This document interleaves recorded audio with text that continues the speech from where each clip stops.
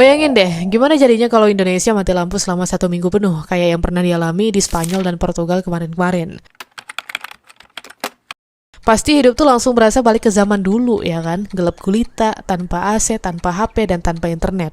Di kota-kota besar kayak Jakarta, Surabaya, dan Medan, itu bakal jadi kekacauan total coy. Macet di mana-mana karena lampu merah mati, orang ribut di jalan, dan yang paling menyebalkan, nggak bisa ngisi daya HP. Di rumah suasana juga bakal beda banget, kulkas mati, makanan gampang basi, pompa air nggak bisa nyala, dan buat yang kerja dari rumah, ya udah fix, libur paksa. Anak-anak juga nggak bisa sekolah online atau nonton YouTube buat hiburan. Sementara para ibu dan bapak mungkin mulai bingung gimana caranya bikin rumah tetap hidup tanpa listrik.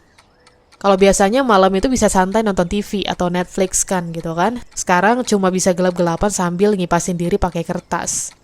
Dampaknya ke ekonomi juga parah coy. Banyak bisnis yang bergantung sama listrik bisa kolaps. Warung makan gak bisa simpen bahan makanan, laundry gak bisa jalan, dan kantor-kantor juga terpaksa tutup.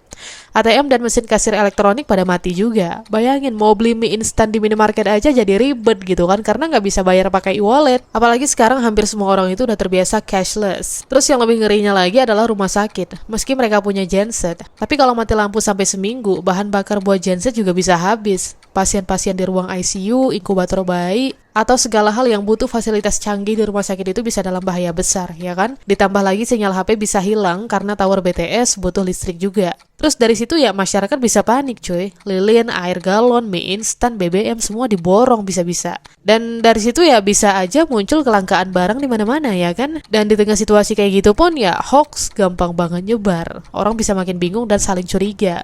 Kalau pemerintah nggak gerak cepat, bisa muncul keresahan sosial yang serius. Jadi meskipun terdengar kayak skenario film, tapi mati lampu nasional selama seminggu itu bukan hal yang mustahil loh.